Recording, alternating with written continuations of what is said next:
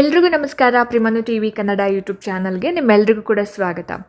ಸ್ನೇಹಿತರೆ, ಇವತ್ತಿನ ವಿಡಿಯೋದಲ್ಲಿ ಯಾವ ವಿಚಾರದ ಬಗ್ಗೆ ವಿಡಿಯೋ ಮಾಡ್ತಾ ಇದ್ದೀನಿ ಅಂತ ಆಲ್ರೆಡಿ ನಿಮಗೆ ತಮ್ಮನೇಲಿ ನೋಡಿ ಗೊತ್ತಾಗಿರುತ್ತೆ. ಆ್ಯಂಡ್ ಇವಾಗ ಏನಾಗ್ತಿದೆ ಅಂತಂದರೆ ಆಲ್ಮೋಸ್ಟ್ ಆಲ್ ಎಲ್ಲ ಸ್ಪರ್ಧಾರ್ಥಿಗಳಿಗೂ ಕೂಡ ಒಂದು ಸಿಹಿ ಸುದ್ದಿ ಅಂತಲೇ ಹೇಳ್ಬೋದು. ಎಲ್ಲ ಇಲಾಖೆಗಳಲ್ಲೂ ಕೂಡ ಖಾಲಿ ಇರತಕ್ಕಂತಹ ಹುದ್ದೆಗಳನ್ನು ತುಂಬೋದಕ್ಕೆ ಎಲ್ಲ ರೀತಿಯಾದಂತಹ ಒಂದು ಕಾರ್ಯಗಳನ್ನು ಆರಂಭ ಮಾಡಿದ್ದಾರೆ. ಸೊ ಇವಾಗ ಏನು ಪೊಲೀಸ್ ಇಲಾಖೆಯಲ್ಲಿ 8,176 ಹುದ್ದೆಗಳನ್ನು ಭರ್ತಿ ಮಾಡೋದಕ್ಕೆ ಇವಾಗ ರೆಡಿ ಆಗಿದ್ದಾರೆ. PC ಆಗಿರ್ಬೋದು, PSI ಆಗಿರ್ಬೋದು. ಸೊ ಈ ರೀತಿ ಎಲ್ಲ ಒಂದು ಹುದ್ದೆಗಳನ್ನು ಫಿಲಪ್ ಮಾಡ್ತಿದ್ದಾರೆ. ಜೊತೆಗೆ 15,000 ಬೋಧಕೇತರ ಹುದ್ದೆಗಳಂದರೆ ಶಿಕ್ಷಕರ ನೇಮಕಾತಿಗೆ ಸಂಬಂಧಪಟ್ಟ ಹಾಗೆ 15,000 ಶಿಕ್ಷಕರನ್ನ ನೇಮಕಾತಿ ಮಾಡ್ಕೊಳ್ತೀವಿ ಅಂತಲೂ ಕೂಡ ಹೇಳಿರೋ ಅಂಥದ್ದು. ಇದೆಲ್ಲವೂ ಕೂಡ ನಮಗೆ ಒಂದು ರೀತಿಯಾದಂತಹ ಪಾಸಿಟಿವಿಟಿನ ತಂದುಕೊಡುತ್ತೆ. ಯಾರು ನೋಟಿಫಿಕೇಶನ್ ಮಾಡಲ್ಲ ಅಂತ ಹೇಳ್ತಾ ಇದ್ರು, ನಿರಾಸೆಗೊಳಗಾಗಿದ್ರು, ಓದೋದಕ್ಕೆ ಇಂಟ್ರೆಸ್ಟ್ ಕೊಡ್ತಾ ಇರಲಿಲ್ಲ, ಅವರಿಗೆ ಇದು ಎಲ್ಲೋ ಒಂದು ಕಡೆ ಒಂದು ಹೊಸ ಅಂದರೆ ಒಂದು ಗುಡ್ ನ್ಯೂಸ್, ಒಂದು ಪಾಸಿಟಿವ್ ವಿಚಾರ ಅಂತ ಹೇಳ್ಬೋದು.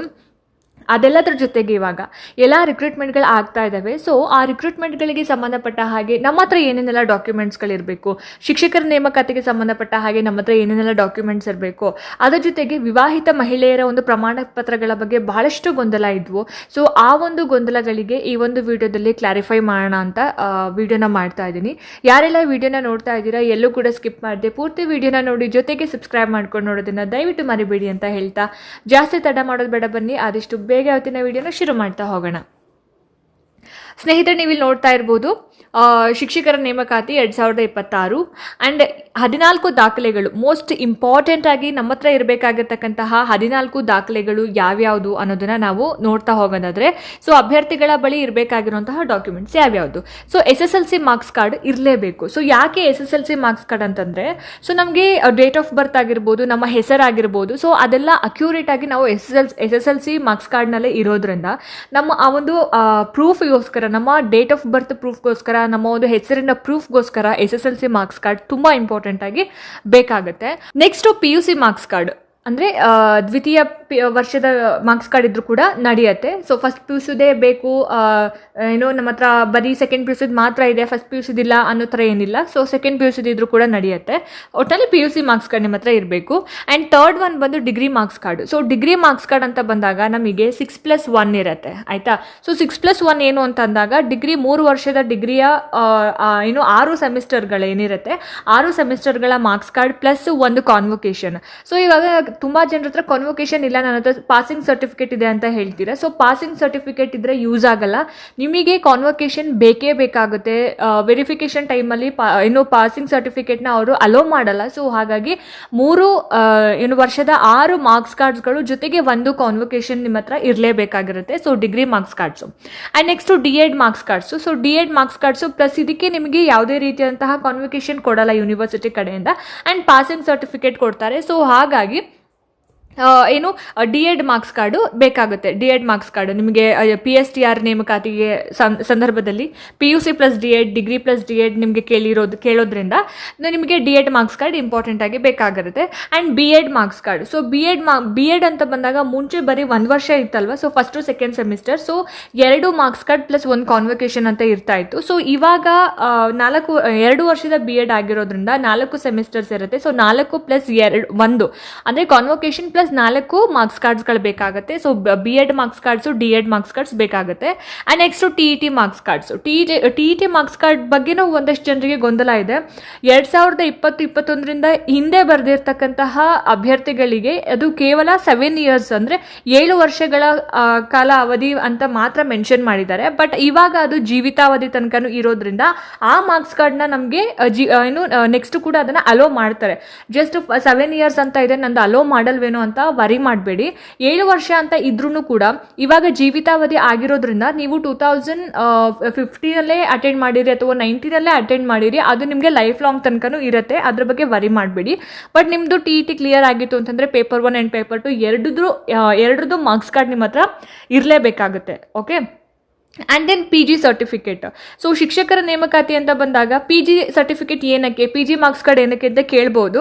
ಹೌದು, GPSTRಗೆ PG ಅಗತ್ಯ ಇಲ್ಲ. ಆ್ಯಂಡ್ ಹೈಸ್ಕೂಲ್ ರಿಕ್ರೂಟ್ಮೆಂಟ್ ಅಂತ ಬಂದಾಗ ಎಲ್ಲೂ ಕೂಡ PGನ ಕೇಳಿರಲಿಲ್ಲ.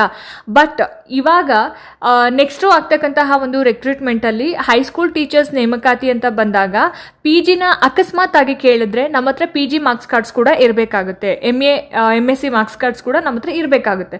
ಸೊ 2 ವರ್ಷಗಳ ಪಿ ಜಿ ಆಗಿರೋದ್ರಿಂದ ನಮಗೆ 4 ಸೆಮಿಸ್ಟರ್ನ ಏನು ಮಾರ್ಕ್ಸ್ ಕಾರ್ಡ್ಸ್ ಪ್ಲಸ್ 1 ಸರ್ಟಿಫಿಕೇಟ್ ಬೇಕಾಗುತ್ತೆ. ಸರ್ಟಿಫಿಕೇಟ್ ಮೀನ್ಸ್ ಕಾನ್ವೊಕೇಶನ್ ಲೆಟರ್ ಬೇಕಾಗಿರುತ್ತೆ. ಸೊ 5 ಮಾರ್ಕ್ಸ್ ಕಾರ್ಡ್ಸ್ಗಳು ಬೇಕಾಗುತ್ತೆ, 4 marks cards plus 1 convocation. So P G certificate ಬೇಕಾಗಿರುತ್ತೆ. ಸೊ ಇದು 7ನೇ ಒಂದು ಡಾಕ್ಯುಮೆಂಟ್ ಆಗಿರುತ್ತೆ, ಮೋಸ್ಟ್ ಇಂಪಾರ್ಟೆಂಟ್. ಸೊ ಇದು ಪಿ ಜಿ ಆಗಿಲ್ಲ ಅಂತಂದ್ರೆ nothing to worry. P G ಆಗಿರೋರು ಈ ಮಾರ್ಕ್ಸ್ ಕಾರ್ಡ್ಸ್ನ ತುಂಬ ಜೋಪಾನವಾಗಿ ಕ್ಯಾರಿ ಮಾಡಬೇಕಾಗತ್ತೆ. ಆ್ಯಂಡ್ ನೆಕ್ಸ್ಟ್ ಈಗ ಇನ್ಕಮ್ ಸರ್ಟಿಫಿಕೇಟ್, ತುಂಬ ತಲೆನೋವಾಗಿರುವಂತಹ ಒಂದು ಸರ್ಟಿಫಿಕೇಟ್. ಇನ್ಕಮ್ ಸರ್ಟಿಫಿಕೇಟ್ ಅಂದರೆ ಮ್ಯಾರಿಡ್ ವುಮೆನ್ ಅಥವಾ ವಿಡೋಸ್ ಆಗಿರ್ಬೋದು ಅಥವಾ ಆರ್ಫನ್ ಆಗಿರ್ಬೋದು, ಇವ್ರಿಗೆಲ್ಲ ನಾವು ಯಾರ್ದು ಇನ್ಕಮ್ ಕೊಡಬೇಕು, ಯಾರ್ದು ಕ್ಯಾಸ್ಟ್ ಸರ್ಟಿಫಿಕೇಟ್ ಕೊಡಬೇಕು. ಸೊ ಈ ಥರ ಎಲ್ಲ ಗೊಂದಲಗಳಿದ್ವು. ಮದುವೆ ಆಗಿರೋ ಹೆಣ್ಮಕ್ಳು ತಂದೆದು ಕೊಡಬೇಕಾ ಅಥವಾ ಹಸ್ಬೆಂಡು ಕೊಡಬೇಕಾ, ಪತಿದು ಕೊಡಬೇಕಾ ಅಂತ. ಸೊ ಇವಾಗ ಮದುವೆ ಆಗಿರ್ತಕ್ಕಂತಹ ಹೆಣ್ಣು ಮಕ್ಕಳು ಏನು ಪತಿಯ ಒಂದು ಇನ್ಕಮ್ ಸರ್ಟಿಫಿಕೇಟನ್ನು ಕೊಡಬೇಕು. ಆ್ಯಂಡ್ ಕ್ಯಾಸ್ಟ್ ಬಂದು ಬೈ ಬರ್ತ್ ಬಂದಿರೋದ್ರಿಂದ ತಂದೆದು ಕೂಡ ನಡೆಯುತ್ತೆ. ಆ್ಯಂಡ್ ಇಂಟರ್ ಕ್ಯಾಸ್ಟ್ ಆಗಿರೋ ಹೆಣ್ಮಕ್ಳು ಅಷ್ಟೇ, ಇಂಟರ್ ಕ್ಯಾಸ್ಟ್ ವಿವಾಹ ಆಗಿರುವಂತಹ ಹೆಣ್ಮಕ್ಳು ಅಷ್ಟೇ, ಇನ್ಕಮ್ ಬಂದು ಹಸ್ಬೆಂಡ್ದೇ ಇರುತ್ತೆ ಆ್ಯಂಡ್ ಕ್ಯಾಸ್ಟ್ ಬಂದು ತಂದೆದೇ ಆಗಿರುತ್ತೆ. ಆ್ಯಂಡ್ ಇವಾಗ ವಿಡೋಸ್ ಆಗಿರ್ಬೋದು ಅಥವಾ ಆರ್ಫನ್ ಆಗಿರ್ಬೋದು ಅಥವಾ ಈಗ ಪೇರೆಂಟ್ಸ್ ಜೊತೆನೇ ವಾಸ ಮಾಡ್ತಾ ಇರೋವಂಥವ್ರು ಆಗಿರ್ಬೋದು, ಅವರೆಲ್ಲರೂ ಕೂಡ ಇವಾಗ ನಿಮ್ಮ ತಂದೆದೇ ಇನ್ಕಮ್ ಮತ್ತು ಏನು ಕ್ಯಾಸ್ಟ್ ಸರ್ಟಿಫಿಕೇಟ್ನ ಕೊಡ್ಬೋದು, ಅದರಲ್ಲಿ ಏನು ಪ್ರಾಬ್ಲಮ್ ಆಗಲ್ಲ. ಓಕೆ, ಸೊ ಇದು ಕ್ಲಿಯರ್ ಆಯಿತು ಅಂತ ಅಂದ್ಕೊಳ್ತೀನಿ. ಸೊ ನೆಕ್ಸ್ಟು ಕನ್ನಡ ಮಾಧ್ಯಮ ಪ್ರಮಾಣ ಪತ್ರ. ನೀವು ಕನ್ನಡ ಮಾಧ್ಯಮದಲ್ಲಿ ಓದಿದ್ರೆ ನಿಮಗೆ ಈ ಒಂದು ಸರ್ಟಿಫಿಕೇಟ್ನ ನೀವು ಇಟ್ಕೋಬೇಕಾಗುತ್ತೆ. ಜೊತೆಗೆ ಈ ಒಂದು ಸರ್ಟಿಫಿಕೇಟ್ ಇಟ್ಕೊಳ್ಳೋದ್ರ ಜೊತೆಗೆ ಇದಕ್ಕೆ ನೀವು ಓದಿದಂತಹ ಶಾಲೆಯ HMನ ಸಿಗ್ನೇಚರ್ ಪ್ಲಸ್ ಆ ಒಂದು ಇದಕ್ಕೆ ಬರ್ತಕ್ಕಂತಹ BO ಅವರ ಸಿಗ್ನೇಚರ್ ಆಗಬೇಕಾಗುತ್ತೆ. ಸೊ ಇವಾಗ ಕನ್ನಡ ಮಾಧ್ಯಮ ಅಂತಂದರೆ ಫಸ್ಟ್ ಸ್ಟ್ಯಾಂಡರ್ಡಿಂದ 10th ಸ್ಟ್ಯಾಂಡರ್ಡ್ ತನಕ ಕಂಪ್ಲೀಟ್ ಆಗಿ ನೀವು ಕನ್ನಡ ಮಾಧ್ಯಮದಲ್ಲಿಯೇ ಓದಿರಬೇಕು. ಓಕೆ, ಸೊ ನಾನು ಇಂಗ್ಲೀಷ್ ಮೀಡಿಯಮ್ನಲ್ಲಿ ಓದಿದ್ದೀನಿ, ನನಗೆ ಕನ್ನಡ ಲ್ಯಾಂಗ್ವೇಜ್ ಇತ್ತು, ನಾನು ಕನ್ನಡ ಮಾಧ್ಯಮ ಅಭ್ಯರ್ಥಿನ ಅಂತಂದರೆ ಆಗಲ್ಲ. ಸೊ 1 to 10th ತನಕ ನೀವು ಕನ್ನಡ ಮಾಧ್ಯಮದಲ್ಲೇ ಓದಿರಬೇಕಾಗತ್ತೆ. ಸೊ ಹಾಗಾಗಿ ನೀವು ಈ ಒಂದು ಅಂದರೆ ನಿಮಗೆ ರಿಸರ್ವೇಷನ್ಗೋಸ್ಕರ ಇದಿದ್ರೆ ನಿಮಗೆ ಒಳ್ಳೆಯದು. ಸೊ ಹಾಗಾಗಿ ಕನ್ನಡ ಮಾಧ್ಯಮ ಸರ್ಟಿಫಿಕೇಟ್ ಇಟ್ಕೊಳ್ಳಿ. ಆ್ಯಂಡ್ ಗ್ರಾಮೀಣ ಪ್ರಮಾಣ ಪತ್ರ. ಸೊ ನೀವು ಯಾವುದಾದ್ರೂ ಗ್ರಾಮೀಣ ಭಾಗದಲ್ಲಿ ಇನ್ನು ಓದಿದ್ರೆ ಸೊ ನಿಮಗೆ ಇದು ಬೇಕಾಗುತ್ತೆ, ಆಯಿತಾ. ಇವಾಗ ನೀವು 1 to 5th ಸ್ಟ್ಯಾಂಡರ್ಡು ಯಾವುದೋ ಒಂದು ಗ್ರಾಮೀಣ ಭಾಗದಲ್ಲಿ ಓದಿರ್ತೀರಾ ಆ್ಯಂಡ್ ಹೈಸ್ಕೂಲ್ ಬಂದುಬಿಟ್ಟು ನೀವು ಸಿಟಿನಲ್ಲಿ ಓದಿರ್ತೀರಾ, ನಿಮಗೆ ಅದು ಬರಲ್ಲ.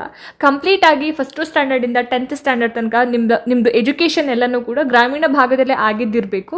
ಸೊ ಆವಾಗ ಮಾತ್ರ ನಿಮಗೆ ಈ ಒಂದು ಸರ್ಟಿಫಿಕೇಟ್ ಸಿಗುತ್ತೆ. ಇದು ಎಲ್ಲ ಸರ್ಟಿಫಿಕೇಟ್ಗೆ ನಿಮಗೆ ಆಗಲೇ ಹೇಳ್ದಂಗೆ ನಿಮ್ಮ ಶಾಲೆಯ HMನ ಸಿಗ್ನೇಚರ್ ಪ್ಲಸ್ ಆ ಒಂದು ಭಾಗದ BEO ಅವರ ಸಿಗ್ನೇಚರ್ ಆಗಿರಲೇಬೇಕಾಗುತ್ತೆ, ಇಲ್ಲಾಂತಂದರೆ ಅದನ್ನು ಅಲೋ ಮಾಡಲ್ಲ. ಓಕೆನಾ. Next PH certificate, physical handicap certificate, ಅದು ಕೂಡ ಬೇಕಾಗುತ್ತೆ. ಆ್ಯಂಡ್ HK ಸರ್ಟಿಫಿಕೇಟ್, ನೀವು HK ಭಾಗದಲ್ಲಿ ಜೀವಿಸ್ತಾ ಇದ್ದೀರಾ ಅನ್ನೋದಕ್ಕೆ ಒಂದು ಪ್ರೂಫ್ HK ಸರ್ಟಿಫಿಕೇಟ್ ಆಗಿರುತ್ತೆ.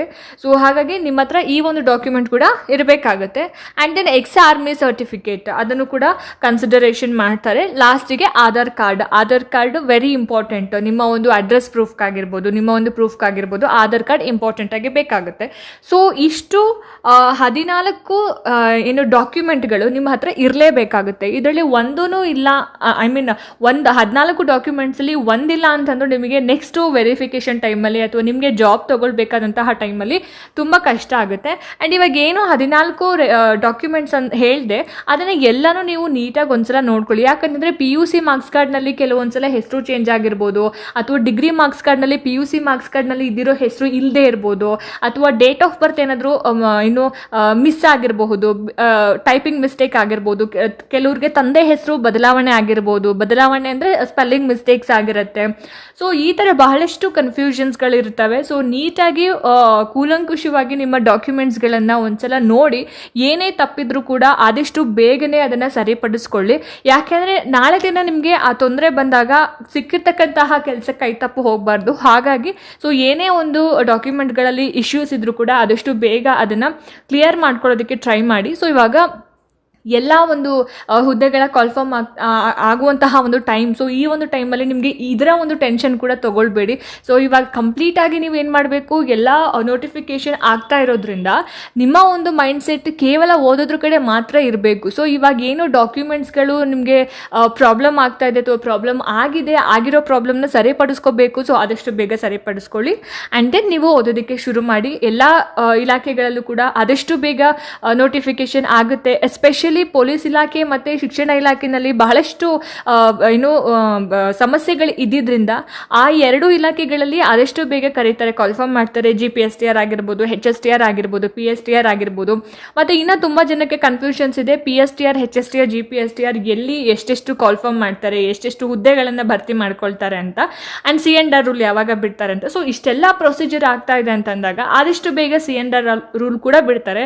ಸೊ ಇವಾಗ TETನ ಎಕ್ಸ್ಪೆಕ್ಟ್ ಮಾಡ್ಬೋದಾ ಅಂತಂದರೆ ಡೌಟ್ ಇದೆ. ಯಾಕಂತಂದರೆ ಇವಾಗ ರೀಸೆಂಟಾಗಿ ಡಿಸೆಂಬರಲ್ಲಿ TET ಆಗಿರೋದ್ರಿಂದ ಇವಾಗ ಜಸ್ಟ್ 2 months ಅಷ್ಟೇ ಆಗಿದೆ. ಆಮೇಲೆ TETನ ಮಾಡ್ಕೊಂಡಿರ್ತಕ್ಕಂತಹ ಅಭ್ಯರ್ಥಿಗಳು ಲಕ್ಷಾಂತರ ಮಂದಿ ಇದ್ದಾರೆ. ಸೊ TET ಈಗ ಮಾಡೋವಂಥದ್ದು ಡೌಟು. ಸೊ CET ಮುಂದಾಗುತ್ತೆ, TET ನಂತರ ಮಾಡ್ಬೋದು ಅನ್ನುವಂತಹ ಒಂದು ಮಾಹಿತಿ ಇರೋದ್ರಿಂದ ಸೊ ಇವಾಗ TETನಾದರೂ ಮಾಡಲಿ, CETನಾದರೂ ಮಾಡಲಿ, ಅದ್ರ ಬಗ್ಗೆ ನೀವು ತಲೆ ಕೆಡಿಸ್ಕೋಬೇಡಿ. ಯಾಕೆಂದರೆ CET ಆ್ಯಂಡ್ TET ಸಿಲೆಬಸ್ ಒಂದೇ ಆಗಿರೋದ್ರಿಂದ, ನಿಮ್ಮ ಒಂದು ಸ್ಪೆಸಿಫಿಕ್ ಸಬ್ಜೆಕ್ಟೇ ಆಗಿರೋದ್ರಿಂದ ನೀವು ಅದ್ರ ಬಗ್ಗೆ ತಲೆ ಕೆಡಿಸ್ಕೋಬೇಡಿ. ಓದೋದಕ್ಕೆ ಶುರು ಮಾಡಿ. ಆದಷ್ಟು ಬೇಗ ಎಲ್ಲ ರಿಕ್ರೂಟ್ಮೆಂಟ್ಗಳಾಗುತ್ತೆ. ಆ್ಯಂಡ್ ಇನ್ನೊಂದು ನೋಟಿಫಿಕೇಷನ್ ಆದಷ್ಟು ಬೇಗ ಬರುತ್ತೆ. GPT ಆಗಿರ್ಬೋದು, HSTR ಮತ್ತು PSTR ಎಷ್ಟೆಷ್ಟು ಹುದ್ದೆಗಳನ್ನು ಯಾವ್ಯಾವ ಭಾಗದಲ್ಲಿ, HK ಆ್ಯಂಡ್ ನಾನ್ HK ಭಾಗದಲ್ಲಿ ಎಷ್ಟು ಫಿಲಪ್ ಮಾಡ್ಕೊಳ್ತಾರೆ ಅಂತ. ಸೊ ಹೋಪ್ ಇಲ್ಲಿ ಈ ಒಂದು ವಿಡಿಯೋದಲ್ಲಿ ನಾನು ತಿಳಿಸಿರ್ತಕ್ಕಂತಹ ಎಲ್ಲ ಡಾಕ್ಯುಮೆಂಟ್ಸ್ ನಿಮ್ಮ ಹತ್ರ ಕರೆಕ್ಟ್ ಆಗಿದೆಯಾ ಅಂತ ಒಂದ್ಸಲ ಚೆಕ್ ಮಾಡ್ಕೊಳ್ಳಿ. ಇಲ್ಲ ಅಂತಂದರೆ ಆದಷ್ಟು ಬೇಗ ಅದನ್ನು ಸರಿಪಡಿಸ್ತಕ್ಕಂತಹ ಪ್ರಯತ್ನ ಮಾಡಿ. ಹೋಪ್ ಈ ವಿಡಿಯೋ ನಿಮಗೆ ಇಷ್ಟ ಆಗಿದೆ, ಅನುಕೂಲ ಆಗಿದೆ ಅಂತ ಭಾವಿಸ್ತೀನಿ. ಇಷ್ಟ ಆಯಿತು ಅಂತಂದರೆ ದಯವಿಟ್ಟು ಲೈಕ್ ಮಾಡಿ, ಶೇರ್ ಮಾಡಿ. ಹಾಗೆ ನಿಮ್ಮ ಅನಿಸಿಕೆ, ಅಭಿಪ್ರಾಯಗಳು ಏನೇ ಇದ್ರೂ ಕೂಡ ನನಗೆ ಕಾಮೆಂಟ್ ಸೆಕ್ಷನಲ್ಲಿ ತಿಳಿಸಿ ಅಂತ ಹೇಳ್ತಾ, ಇದೇ ರೀತಿ ಹೆಚ್ಚಿನ ವೀಡಿಯೋಸ್ಗಳಿಗೋಸ್ಕರ ನಿರಂತರವಾಗಿ ನನ್ನ ಚಾನಲನ್ನು ನೋಡ್ತಾ ಇರಿ. ಮುಂದಿನ ವೀಡಿಯೋಸ್ಗಳಲ್ಲಿ ನಾನು ನಿಮಗೆ ಸಿಗ್ತೀನಿ. ಅಲ್ಲಿ ತನಕ ಎಲ್ರಿಗೂ ನಮಸ್ಕಾರ.